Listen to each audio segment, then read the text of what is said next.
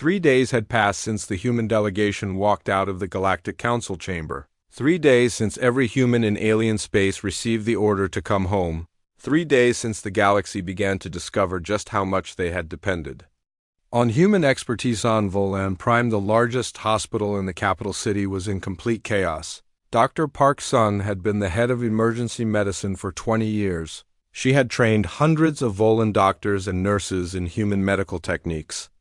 She had installed advanced life support machines that could keep patients alive during the most complex surgeries. When the evacuation order came, Dr. Park Sun gathered her team of 40 human medical staff. They packed their personal belongings and prepared to leave within hours. The Volan hospital administrators begged them to stay, offering double pay, triple pay, anything they wanted, but Dr. Park Sun had her orders. She handed her identification badge to the Volan chief administrator and walked out of the hospital she had served faithfully for 2 decades. Behind her, the advanced medical machines began shutting down one by one as their human operators left. Within 6 hours, the hospital lost 60% of its medical staff. The remaining Volan doctors stared at the silent machines they had never learned to operate properly. The humans had always been there to handle the complex equipment, to perform the difficult procedures, to solve the problems that stumped everyone else. In the intensive care unit, 20 critical patients depended on human-built life support systems. The Volan doctors pressed buttons and turned dials, but the machines displayed error messages in human languages that no Volan could read. 3 patients died within the first day as the untrained staff struggled to keep the equipment running. The Volan government sent emergency teams to other hospitals throughout their territory. The situation was the same everywhere. Human doctors were leaving, human nurses were packing their bags, human technicians were shutting down equipment that only they knew how to maintain on the military base orbiting.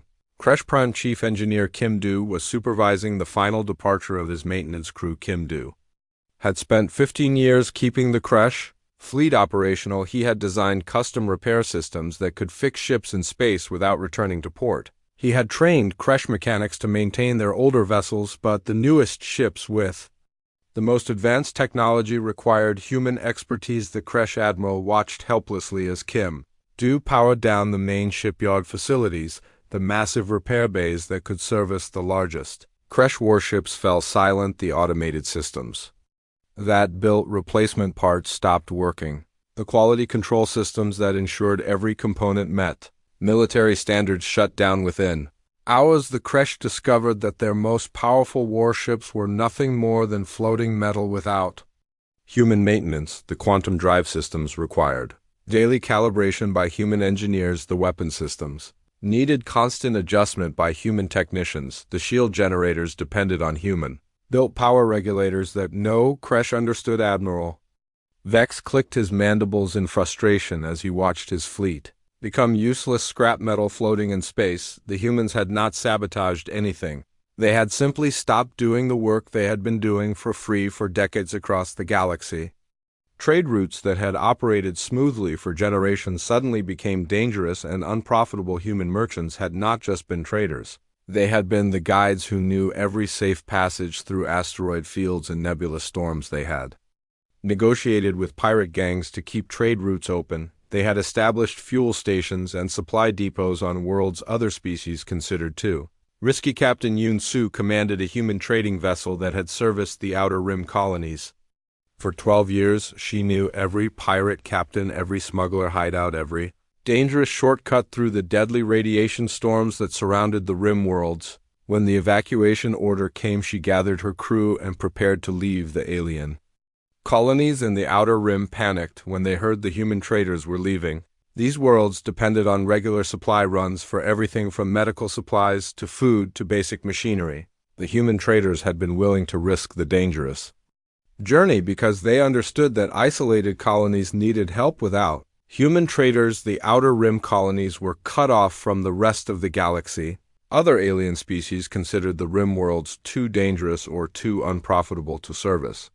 The colonies had 2 choices: adapt to complete isolation or abandon their worlds entirely. In the Galactic Council chambers, emergency sessions ran continuously as reports poured in from every corner of council space.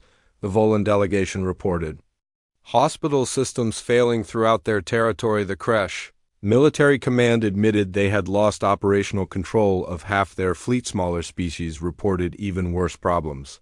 The Mentari had built their entire mining operation around human-designed equipment that was now shutting down. The Aquari water purification plants were failing because only humans knew how to maintain the complex filtration systems. Ambassador Zephyrs of the Volans paced back and forth on his elevated platform, his forearms gesturing wildly as he spoke to the emergency session. He insisted that the human departure was temporary, that humans would realize they needed alien markets and alien resources, but intelligence reports told a different story.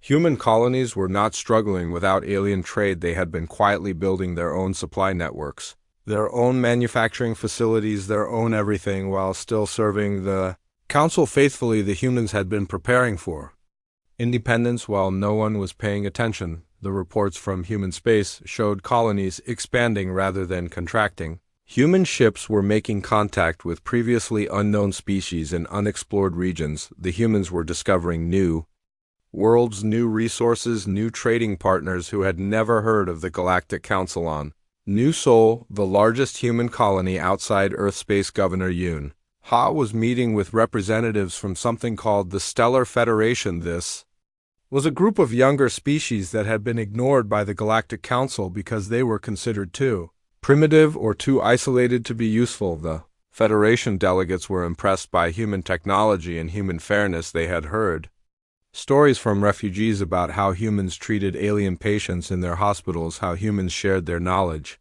freely, how humans fought to protect worlds that were not even their own. The Federation offered humans something the Galactic Council never had: full partnership with equal representation, shared decision-making, and mutual respect. They wanted to learn from humans, and they wanted humans to learn from them. They saw human expansion as an opportunity rather than a threat. Governor Yunha listened to their proposal with growing interest. These aliens offered everything the Council had refused: real equality, real cooperation, real friendship, based on mutual benefit rather than fear and control. Meanwhile, in Council space, the crisis deepened every hour. The Draconi mining operations had stopped because human engineers were the only ones who knew how to extract valuable minerals from the dangerous asteroid fields.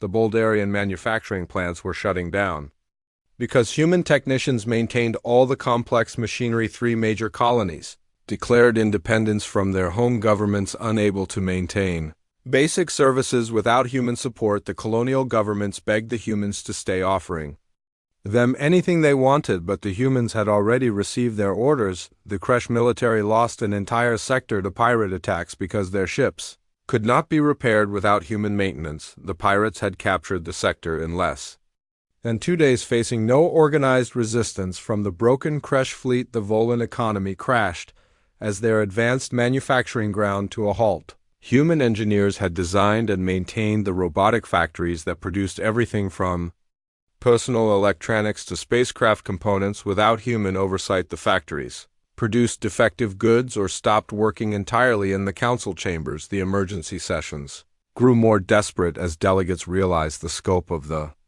disaster they had created. They had thought they were limiting human influence. Instead, they had discovered that human influence was the only thing keeping their civilization running. The terrible truth was becoming clear to everyone. The Galactic Council had not been managing human expansion out of strength. They had been dependent on human expertise all along. The aliens had been afraid of human domination, but humans had never wanted to dominate anyone. They had simply wanted to help. Now the humans were gone, and the galaxy was falling apart without them. The Council faced a choice that no one wanted to make admit. They had been wrong and begged the humans to return or watch their entire civilization collapse around them, but the humans were already building something new with species who appreciated their contributions, and the Council was discovering that pride could be more expensive than they had ever imagined. The massive doors of the Galactic Council chamber opened with a deep rumbling sound that echoed through the vast space inside. Kang Wu walked slowly through those doors, his black leather boots clicking on the smooth metal floor. His dark eyes looked around the enormous circular room where representatives from 43 different alien species sat waiting. The chamber was huge, beyond human imagination, with a dome ceiling that showed the stars outside through clear crystal panels floating. Platforms held each species delegation at different heights around the room. The blue-skinned Volans sat on the highest platform, looking down at everyone else with their forearms crossed and their large heads tilted in that way that showed they thought they were better than everyone below them. The insect-like Kresh clicked their sharp mandibles together, making sounds like metal scraping against stone. Their compound eyes sparkled with different colors as they watched the human delegation. Enter the Kresh had been in space for thousands of years before humans even discovered fire, but they still needed human help to fix their oldest machines. At the center of the room sat the massive circular table made from a single piece of dark stone that came from a dead planet in the outer rim. Each seat around the table was designed for a different species. Some were tall and narrow for the snake-like Draconi. Others were wide and cushioned for the heavy rock creatures called Boldarians. The human seats were simple and practical, just like humans preferred. Ambassador Li Min walked beside Kang Wu, her long black hair tied back in a tight bun. Her face showed no emotion, but Kang Wu could see the anger in her dark eyes. She carried a data pad in her hands, and her fingers gripped it so tightly that her knuckles had turned white. Inside that data pad was a document that would change everything in the galaxy. They had been coming to these meetings for 50 years, ever since humans first traveled beyond their solar system and met the Galactic Council. The aliens had been amazed by human technology. Human doctors could cure diseases that had killed aliens for centuries. Human engineers could build machines that worked better and lasted longer than anything the aliens had ever seen. Human farmers could grow food on planets where nothing had grown before. When the Volan plague swept through their homeworld, killing millions of blue-skinned aliens, human doctors worked day and night to find a cure. They saved over 2 billion Volans from certain death. The Volan government gave speeches about human kindness and promised eternal friendship when the Kresh military faced rebel attacks that destroyed half their fleet. Human shipbuilders worked for free to rebuild their warships. Human engineers designed new weapons that could protect Kresh colonies from any enemy. The Kresh Emperor declared humans to be brothers in arms and swore the Kresh would always stand with humanity. When pirates started attacking merchant ships throughout the galaxy, human fleets patrolled the trade routes. Human soldiers died protecting alien cargo ships, carrying alien goods to alien worlds. The grateful aliens said humans were the guardians of galactic peace, but today was different. Today the council was voting on something called the Population Control Act. The law would limit how many representatives each species could have based on their population size. Since humans now had more colonies than any other species, they should get more seats in the council. The Volan Prime Minister stood up on his high platform, his forearms spread wide as he spoke. His voice boomed through the chamber, amplified by hidden speakers that carried his words to every corner of the room. The Prime Minister said that humans were growing too fast, that they were building colonies on every world they could find. He said human expansion was dangerous because humans were too aggressive, too quick to fight when they should talk. He said the galaxy needed protection from human ambition. The Kresh Emperor clicked his mandibles in agreement. He said humans were too clever, that they solved problems too quickly without thinking about consequences. He said human technology was advancing so fast that other species could not keep up. He said this made humans a threat to galactic stability. One by one, the alien representatives stood and spoke against giving humans more power. They said humans were too young as a species, that they needed guidance from older, wiser races. They said human emotions made them unreliable in important decisions. They said human creativity was dangerous because it changed things too quickly, but none of them mentioned the hospitals on their worlds where human doctors saved alien lives every day. None of them talked about the human-built factories that produced the goods they needed. None of them discussed the human soldiers who died protecting their trade routes. None of them remembered the human engineers who maintained their most important machines. Kang Wu listened to speech after speech as alien after alien explained why humans could not be trusted with more influence in the council. That humans had helped create. His hands remained folded on the table in front of him, but inside he felt something cold and hard growing in his chest. Li Min took notes on her datapad, writing down every insult, every fear, every excuse. The aliens gave for keeping humans in their place. She had been preparing for this day for months, ever since the human intelligence services reported what the aliens were planning. The vote was not even close. 41 species voted to limit human representation to just 2 seats out of 50. Only humans voted against the measure. The Equerry abstained, saying they needed more time to consider such an important decision. When the vote was announced, the chamber fell silent. Every alien eye turned to look at the human delegation, waiting to see how they would react. The aliens expected humans to argue, to demand a recount, to make angry speeches about fairness and justice. Instead, Kang Wu stood up slowly. His chair made a soft scraping sound against the stone floor. The sound seemed very loud in the silent chamber.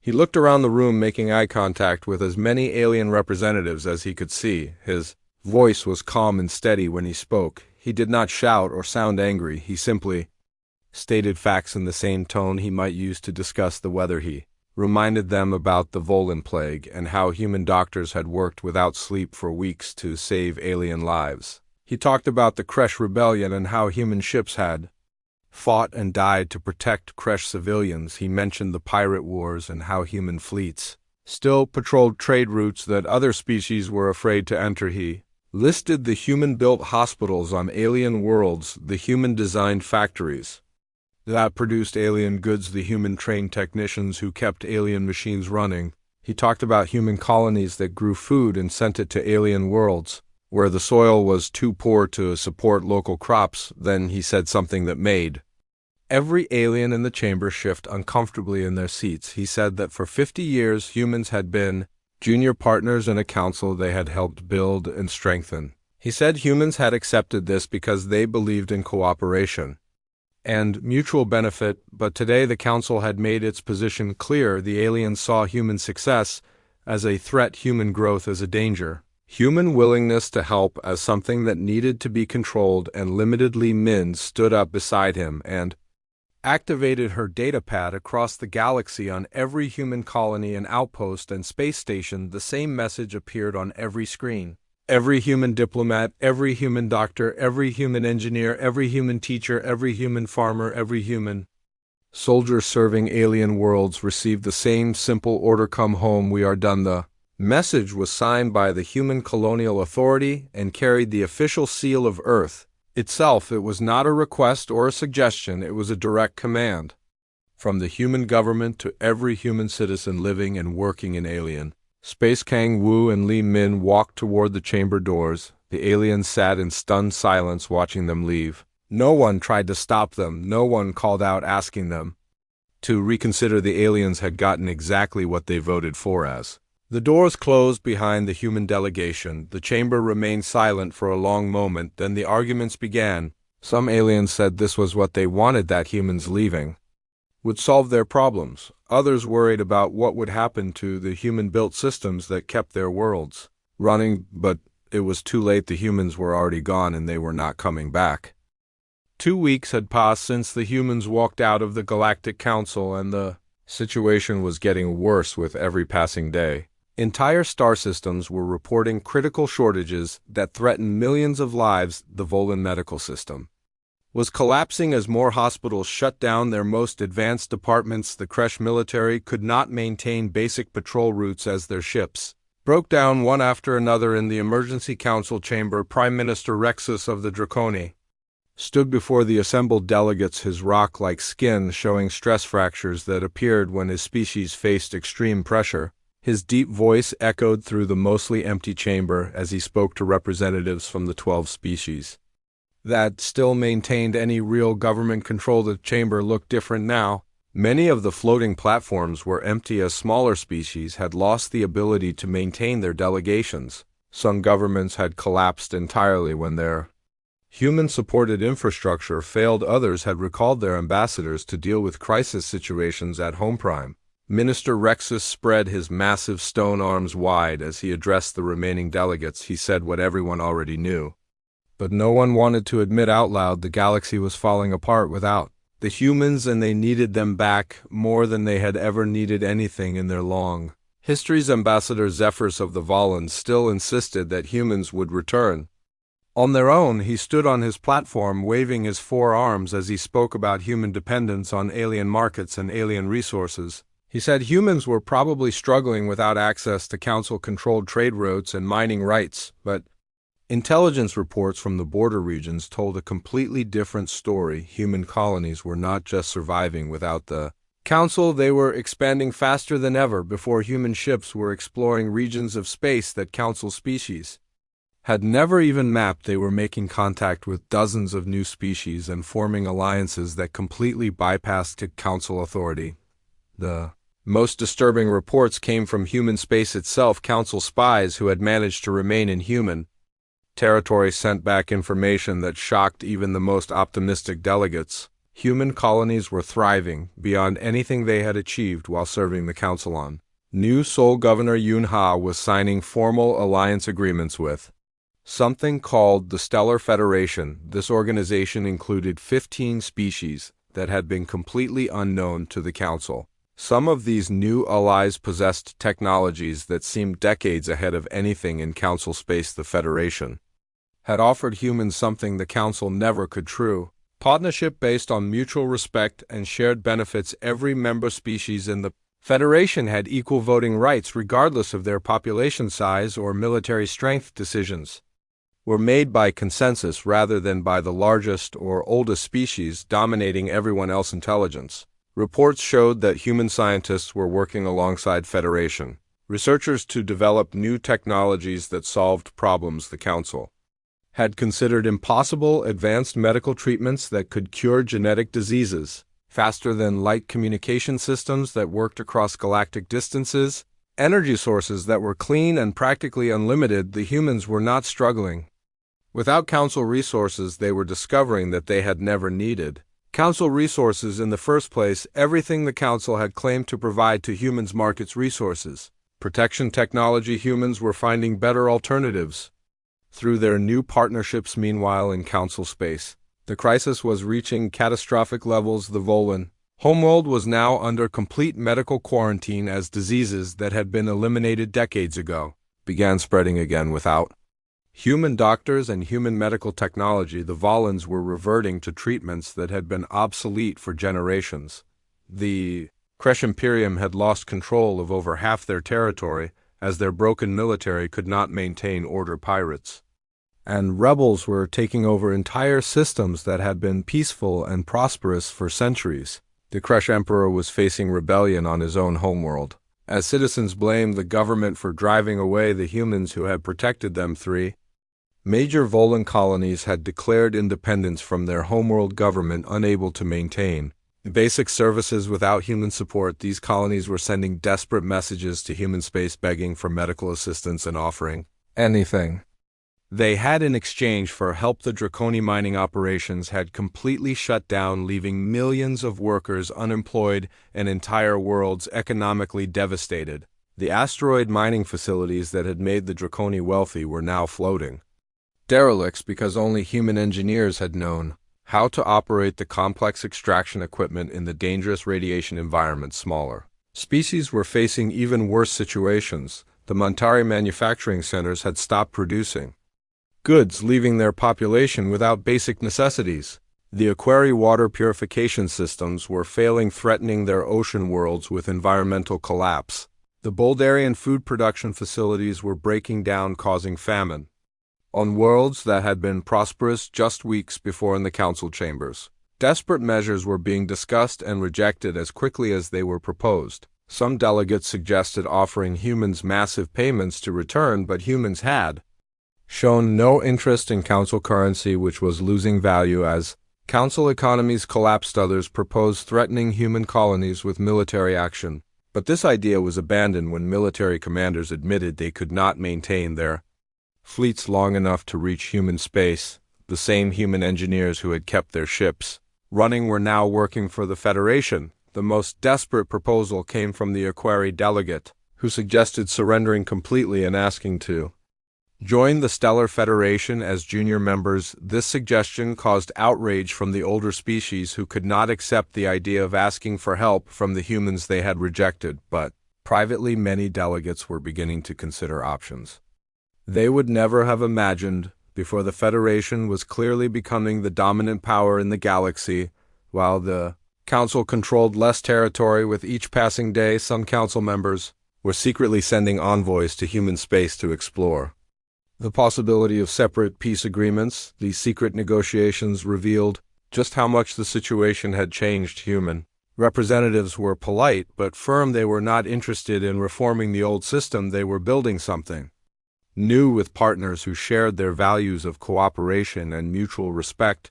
The humans made it clear that any species that wanted to join the Federation would be welcome, but they would have to prove their commitment to the Federation principles of equality, respect, and cooperation. The days of species claiming superiority over others based on age or military power were over. Governor Yunha met with one of these secret envoys, a Volan diplomat who had been authorized to offer his species complete submission to human authority. The governor listened politely to the offer, then explained that humans were not interested in ruling over other species. Instead, she offered something different: the chance to rebuild as equals in a system where every species contributed according to their abilities and received according to their needs. The Federation was not about human dominance, it was about cooperation between species that respected each other. The Volan envoy returned to his homeworld with this message, but the Volan government was not ready to accept equality with species they still considered inferior. Even as their civilization crumbled around them, many council species could not abandon the pride that had caused their downfall. Back in council space, the reports kept getting worse.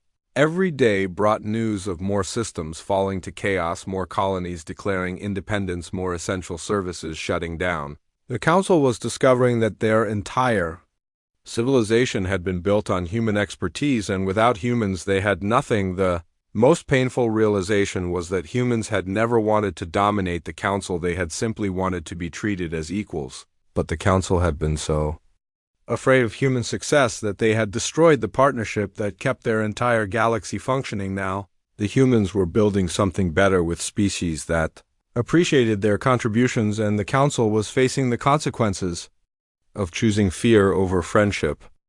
1 month had passed since the human exodus from council space, and the galactic council was facing complete civilizational collapse. What had started as minor inconveniences had grown into a crisis that threatened the survival of every species that had voted to limit human representation. The proud alien civilizations were discovering that their pride had cost them everything. The Volan homeworld was now a shadow of its former glory. The gleaming cities that had once showcased advanced alien architecture were dark and silent as power systems failed without human maintenance. The medical centers that had been the pride of Volan science were closed because no one could operate the life-saving equipment that human doctors had installed in the capital city of Volan Prime. Millions of blue-skinned aliens waited in long lines for basic medical care that would have been routine just weeks before. Diseases that had been eliminated for generations were spreading through the population because the vaccines and treatments had all been developed by human scientists working in Volan laboratories. The Volan government had declared martial law to prevent riots, but even their police forces were struggling without the communication systems and transportation networks that human engineers had designed and maintained. The sophisticated surveillance systems that had kept their society safe were offline because only humans had known how to operate the complex software. Premier Aslan of the Volan sat in his office, looking out at the dark city below him. His 4 arms hung limply at his sides as he read the latest reports from his remaining colonies. 6 more worlds had declared independence overnight, unable to maintain their connection to a homeworld that could no longer support them. The situation was even worse for the Kresh Imperium, which had completely lost control of their military forces. Without human maintenance, their mighty war fleets had become floating graveyards of broken metal. The Kresh had built their entire civilization around military conquest, but now they could not even defend their own territory. Emperor faction of the Kresh clicked his mandibles nervously as he read intelligence reports about human activities in former council space. The humans were not just surviving their exile, they were building a new civilization that was stronger and more advanced than anything the council had ever achieved. The Terran Alliance now included over 20 species and controlled some of the most resource-rich regions of the galaxy. These new human allies were sharing technologies that the Council had never seen: faster ships that could cross the galaxy in days rather than months, weapons that could destroy entire fleets without harming civilian populations, energy systems that provided unlimited clean power. The most disturbing reports were about human character. Even now, when the Council species were suffering from their own mistakes, humans were quietly helping alien civilians who needed medical care or emergency supplies. Human colony ships were rescuing refugees from failed Council worlds and offering them sanctuary in Federation space. The humans were not celebrating the Council collapse or seeking revenge for their treatment. Instead, they were showing the same compassion and generosity that had made them valuable allies in the first place. This kindness made the Council species feel even worse about their decision to reject human partnership. In the emergency council chambers, the remaining delegates met in what everyone knew might be their final session. The chamber that had once held representatives from 43 species now had only 8 delegations left. The others had either collapsed entirely or withdrawn to focus on their own survival. Prime Minister Rexus of the Draconi stood at the center of the chamber, addressing the few remaining delegates. His species had lost everything when their mining operations shut down without human engineers to maintain their equipment in dangerous asteroid fields. The Draconi had gone from being one of the wealthiest species in the galaxy to facing economic collapse. The Draconi homeworld was now importing food and basic supplies from human space, paying with the last of their mineral reserves. The proud species that had once looked down on humans as young and inexperienced were now dependent on human charity for their survival. Rexus spoke about the need to swallow their pride and formally request readmission to whatever system the humans were building. But even as he spoke the words, he could see the resistance in the eyes of the other delegates. The older species still could not accept that they had been wrong about human intentions. The Aquari delegate suggested sending a formal apology to the humans and offering to pay massive reparations for the damage caused by the Council vote, but the Kresh Emperor angrily rejected this idea, saying that his people would rather die than admit they had been wrong. This attitude was becoming common among the Council species. Even as their worlds burned and their people suffered, they could not bring themselves to acknowledge that humans had been right all along. The same pride that had caused them to reject human partnership was now preventing them from seeking the help they desperately needed. Intelligence reports from the border regions showed that human rescue ships were evacuating civilians from failing Council worlds, but they were not offering any assistance to the governments that had rejected them. The humans were making it clear that they would help innocent people, but they would not support the systems that had caused the crisis. The most humiliating reports came from Council worlds, where local populations were rebelling against their own government. Citizens who had lived through the prosperity of human partnership were furious with the leaders who had thrown it away. Many worlds were experiencing civil wars as people fought for the right to surrender to human forces. On Kresh Prime, the Emperor was facing a revolution as his own military commanders demanded that he abdicate and allow them to negotiate with the humans. The Kresh people remembered when Human Alliance had made them the strongest military force in the galaxy, and they blamed their current weakness on their leader. Pride. The Volan colonies were sending secret messages to human space, offering to provide intelligence about Council military capabilities in exchange for medical supplies and protection. These colonies were effectively betraying their own government because they valued survival more than loyalty to leaders who had failed them. But the humans were not interested in Council intelligence or military secrets. They were focused on building their new civilization with species that shared their values. The Terran Alliance was not preparing for war against the Council. They were simply ignoring the Council and focusing on their own growth. Reports from human space showed massive construction projects as the Alliance built new cities, new spaceports, new research facilities on dozens of worlds. The humans and their allies were not just replacing what the Council had lost, they were creating something far more advanced and prosperous. The Alliance had established trade relationships with species from other galaxies, bringing in resources and technologies that the Council had never imagined. The humans were proving that their vision of cooperative growth was not just idealistic but actually more successful than the council system of competition and control in the council chambers. The final votes were being cast on whether to send an official delegation to request alliance membership. The vote was close because many species still could not accept the idea of asking for help from the humans they had rejected, but the practical reality was becoming impossible to ignore. The council controlled less than 10% of the territory it had governed. Just months before most of their important worlds had either joined the alliance or collapsed entirely, the remaining council species were surviving on human charity. Even as their governments refused to admit their mistakes, the final humiliation came when the alliance sent a message to the council offering humanitarian aid to any civilian populations that needed assistance. The message was polite and professional, but it made clear that the alliance considered the council to be a failed state that could not care for its own people. This offer of help from the people they had rejected was the final blow to council pride.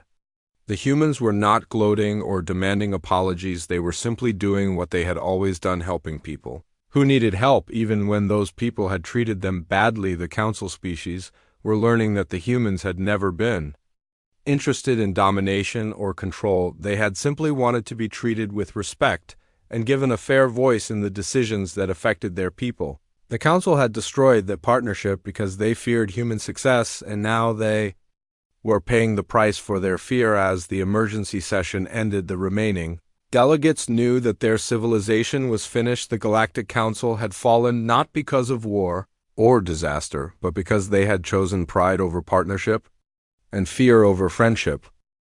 2 months after the humans walked out of the Galactic Council, the unthinkable finally happened. The Kresh Imperium, one of the founding members of the Council and one of the most powerful military forces in the galaxy, formally announced its complete governmental collapse. Emperor Thaction transmitted a final message to the remaining council members before his government ceased to exist. The message was brief and filled with the bitter taste of defeat. The emperor admitted that without human maintenance, his military had become useless. Without human trade networks, his economy had crumbled, and without human medical knowledge, plagues were sweeping through Kresh worlds, killing millions of his people.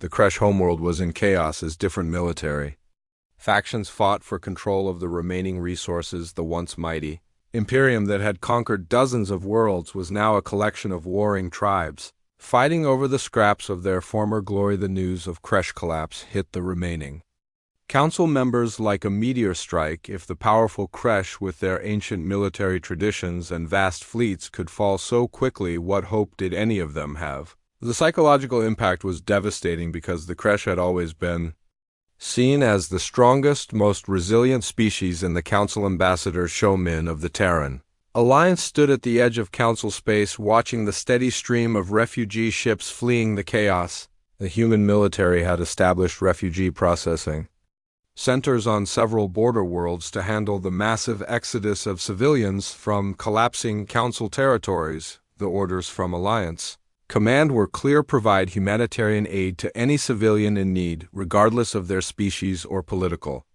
affiliation, but maintain complete political separation from the council governments that had created this disaster. The Alliance would not let innocent people suffer, but they would not support the failed system that had caused the suffering. Dr. Li Jun, who had been reassigned from Volan hospitals to refugee medical centers, worked around the clock treating alien patients who arrived in desperate condition.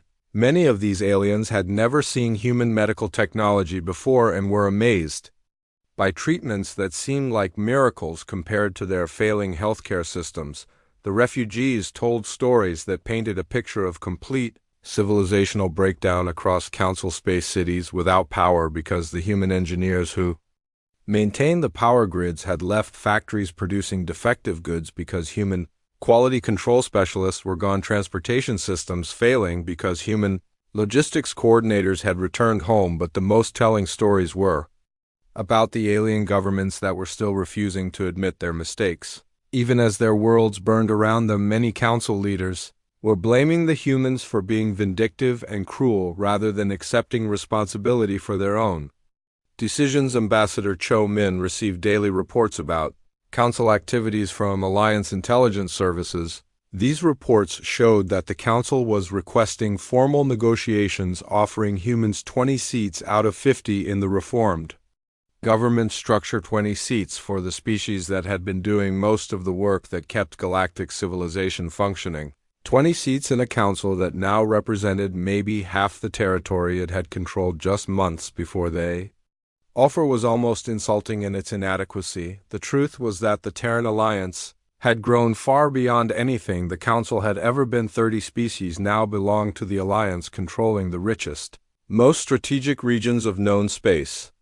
They had better technology, stronger economies, and most importantly, they had built a system based on trust and cooperation rather than fear and competition. The Alliance had also made contact with several species from neighboring galaxies, establishing trade relationships that brought in resources and knowledge. The Council had never imagined these intergalactic partners were impressed by the Alliance model of equal partnership and were sharing technologies that made Council science look primitive. Reports from Alliance territory showed massive construction projects as new cities rose on dozens of worlds.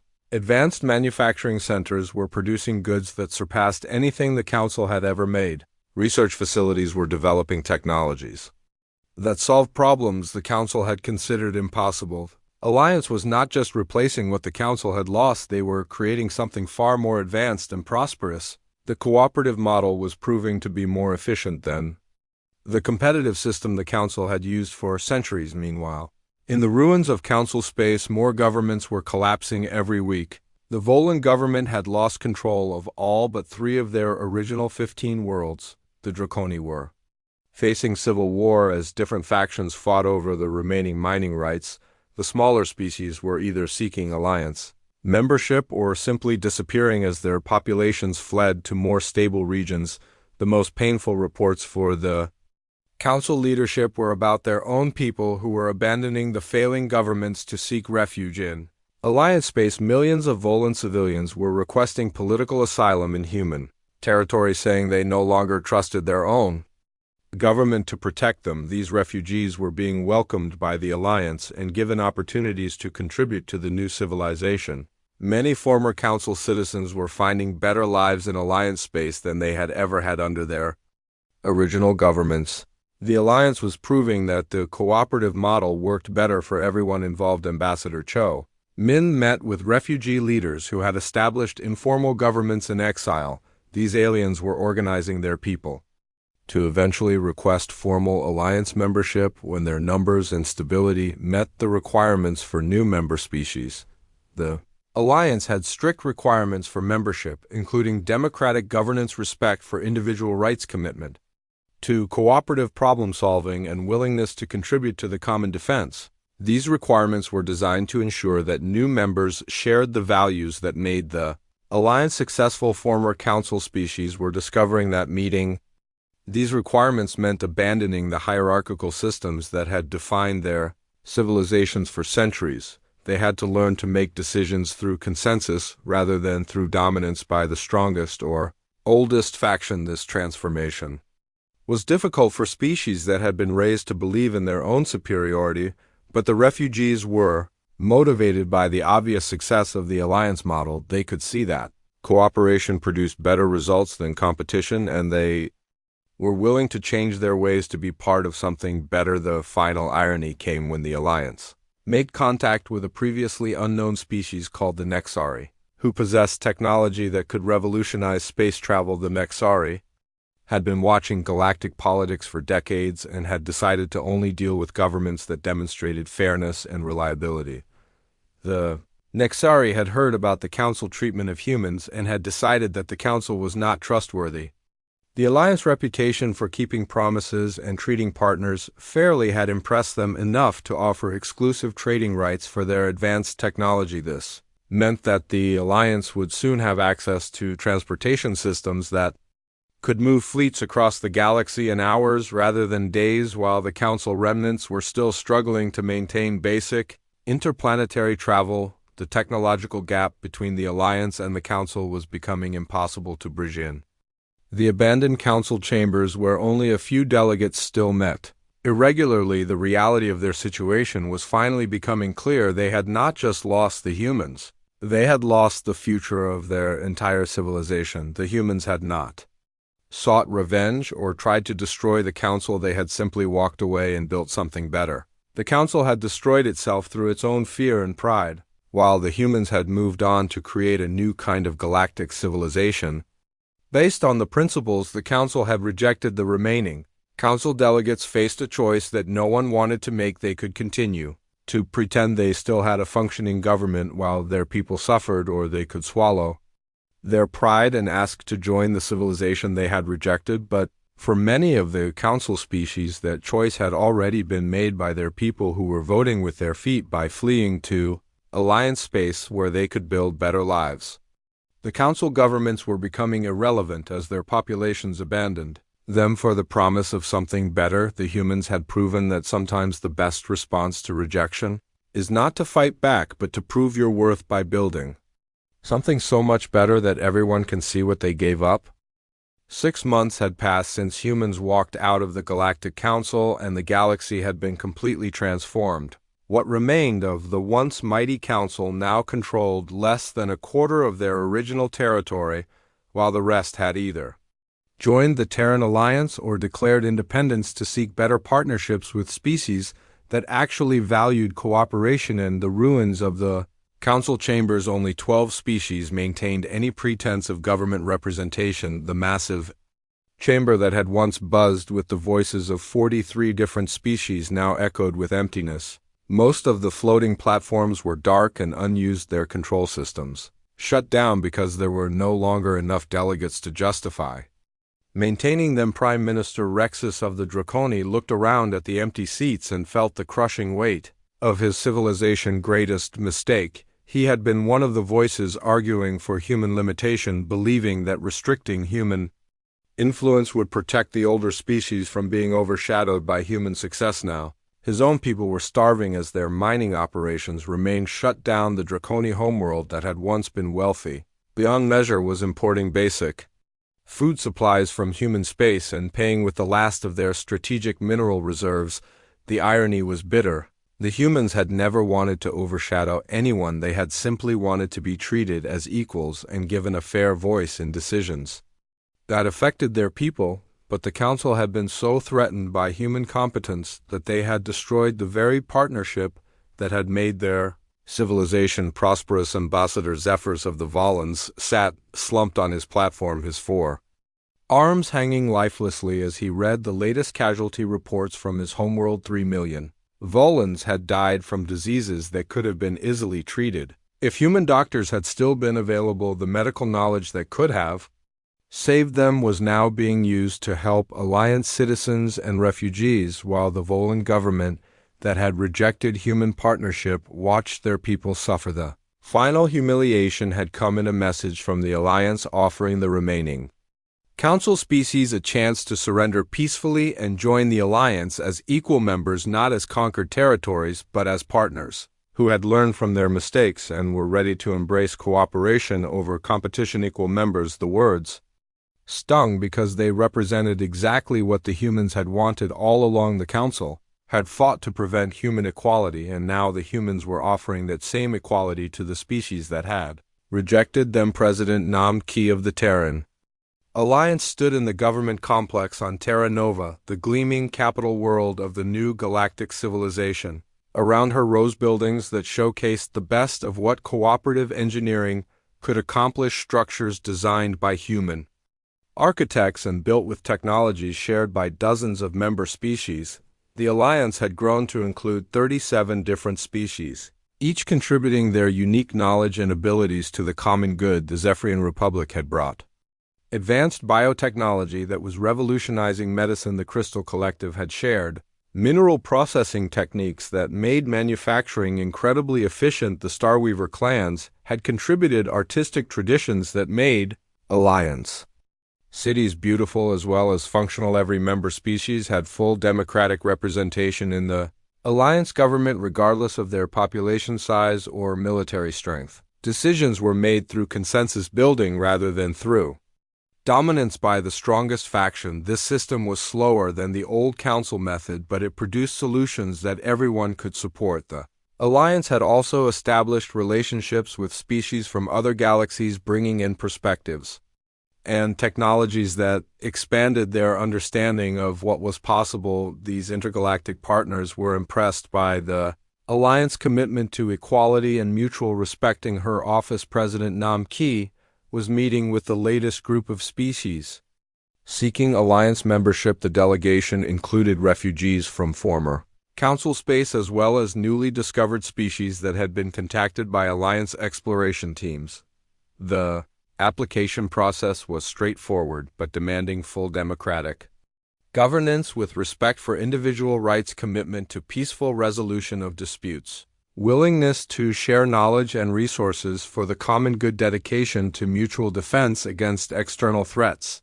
These requirements were designed to ensure that new members understood and embraced the values that made the Alliance successful. Species that joined the Alliance had to prove they were ready to abandon the competitive mindset that had characterized galactic politics for centuries. The transformation was not easy for species raised in hierarchical systems, but the benefits were obvious. Alliance worlds were prosperous, peaceful, and constantly advancing through shared innovation. The quality of life for average citizens was higher than anything the old council had achieved. The most dramatic example of Alliance success was the recent agreement with the Nexari, a species that possessed technology for instantaneous travel across galactic distances. The Nexari had been watching galactic politics for decades and had chosen to work exclusively with the Alliance because of their reputation for fairness and reliability. This partnership would give the Alliance transportation capabilities that made them the dominant force in the galaxy, not through military conquest but through technological advancement achieved through cooperation. The Alliance could now move fleets or trade goods across the galaxy in minutes, rather than months. Meanwhile, the remnants of the Council were discovering that their stubborn pride was becoming more expensive every day. Half of their remaining worlds were requesting permission to surrender independently. The Council governments were losing control as their populations abandoned failed leadership for the promise of something better. The final irony came in reports from the Outer Rim, where former Council colonies had formed their own cooperative federations based on the Alliance model. These new governments were thriving by embracing the principles of equality and mutual respect that the Council had rejected.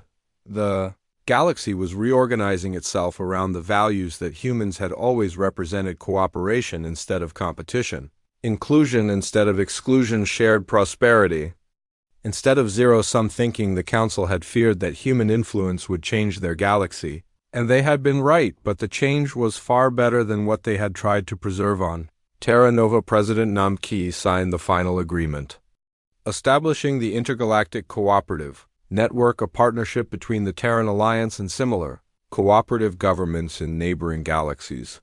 This network would facilitate trade, research, and cultural exchange on a scale that had never been imagined. As she put down her pen, Nam Ki reflected on how far they had come. The humans had entered galactic politics as junior partners willing to serve and learn from older civilizations.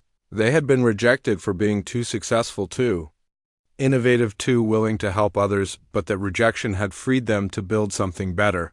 The Alliance was not just a replacement for the Council, it was an evolution beyond the limitations that had held galactic civilization back for centuries.